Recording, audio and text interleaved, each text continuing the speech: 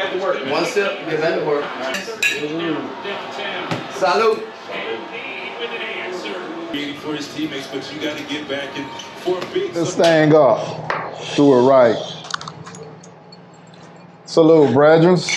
Garage Kings. Garage Kings. Salute. All right. So today gonna be an interesting topic out there.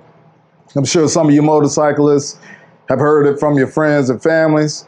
I know my brother's sitting out here on this panel right now. I've heard it like, hey, why do we ride these motorcycles?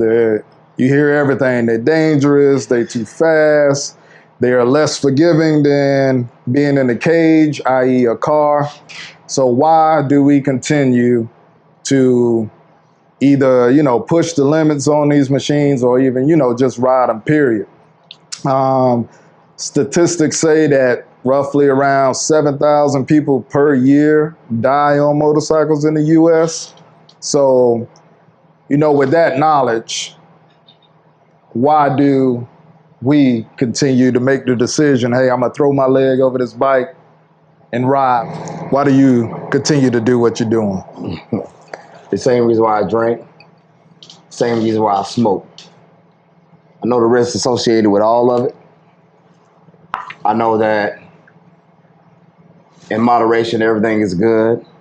Sometimes we overindulge in various things, but it's the same reason. It's your choice. It's my choice to do it. Never even wanted to ride a motorcycle up until I was about 17 years old. Got on one at 21 years old and never looked back. Yeah. And yeah, I knew the consequences of riding a bike and possibly dropping a bike, because dropping a bike, you can live through that. But there's a lot on a bike that would change your life, So I knew that. I knew what I was doing when I made a decision to get over twos and ride.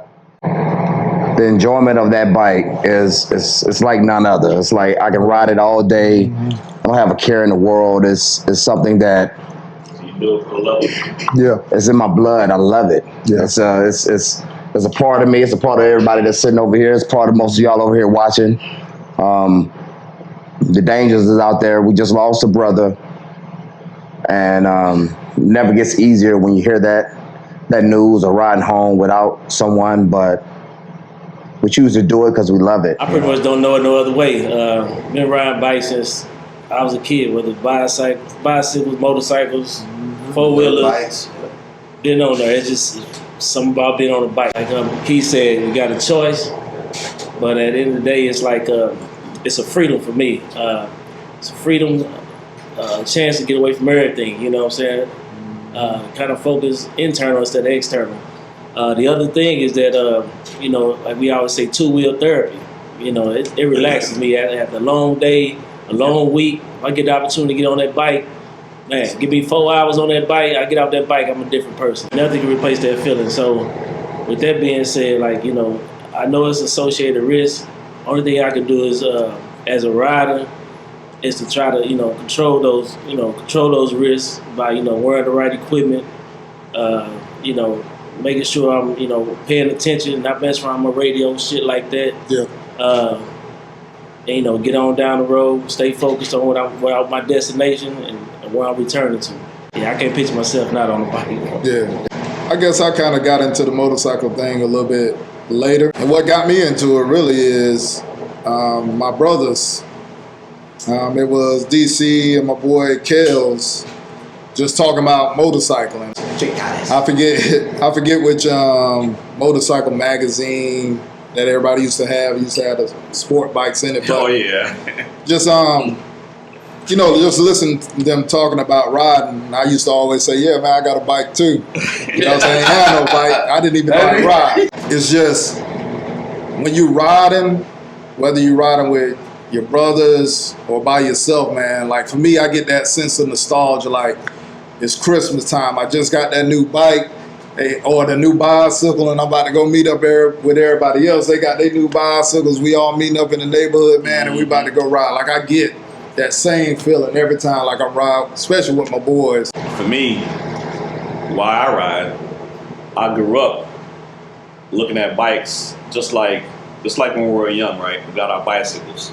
Everybody want to have the cool bicycle, right? Mm-hmm. Your bicycle stand out, but you could put a little clothesline with a card in there and a spoke. You know what I mean? Yeah, you put a little rattle, you put a little can on the back of the tire. You just do everything to make your bike stand out and it look good and sound good. You know. So ever since then, you know, and you've seen all the guys riding motorcycles, riding Ninjas, Kawasaki's, Suzuki's, CBRs, and all that. It's like, man, that's cool, man. I want to ride when I get older. My first bike was an '89 Kawasaki's 600. You had a can of tuna? Huh? You had a katana? So you can't. No.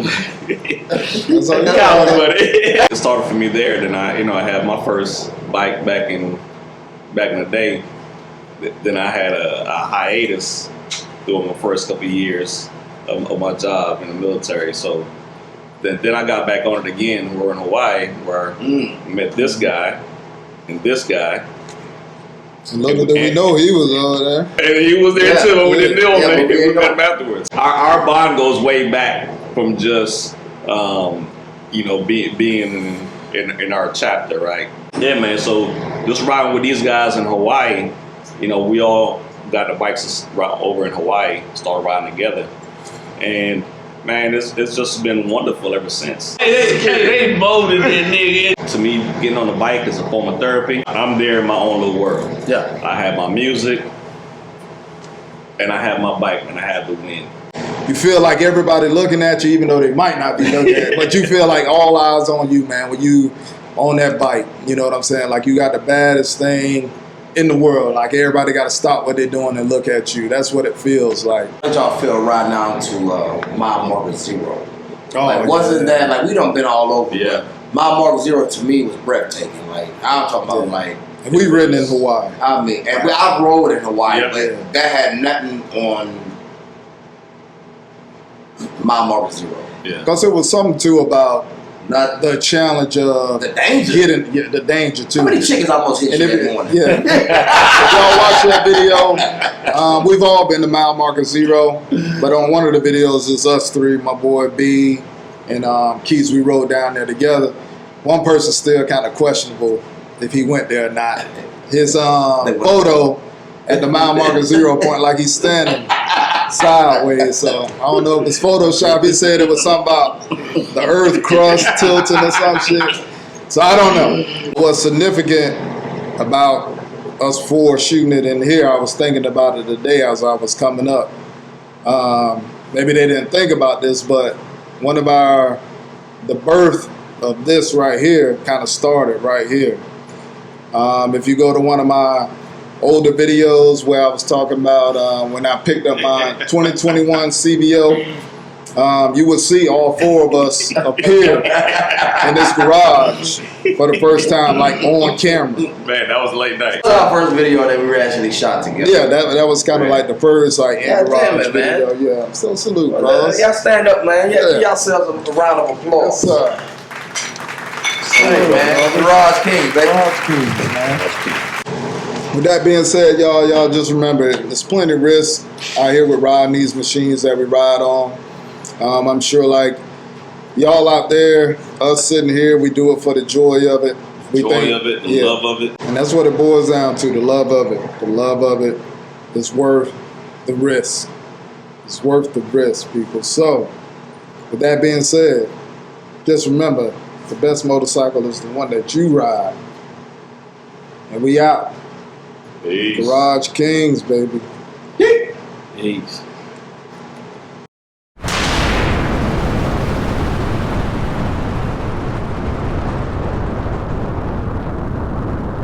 But it was nice. It was Darcy and brother.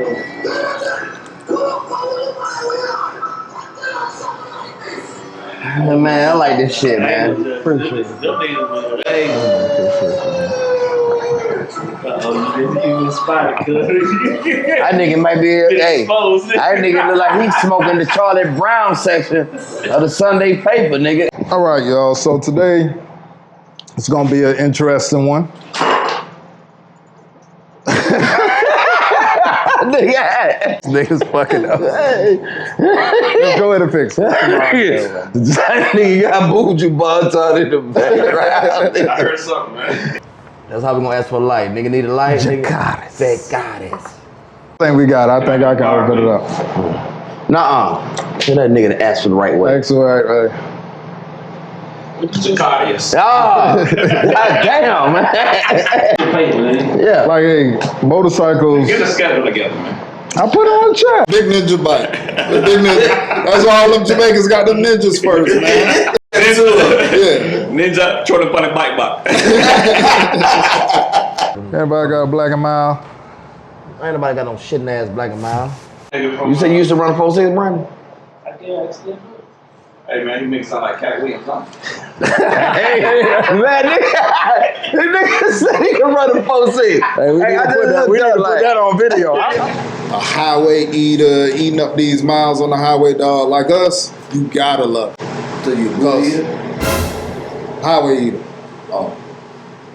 Not an ass. It's like, oh. Ass eater? I thought he said, hey. To each their own. You want to eat ass, eat ass. Make me sweat. Make me harder. Make me lose my breath. Make me water.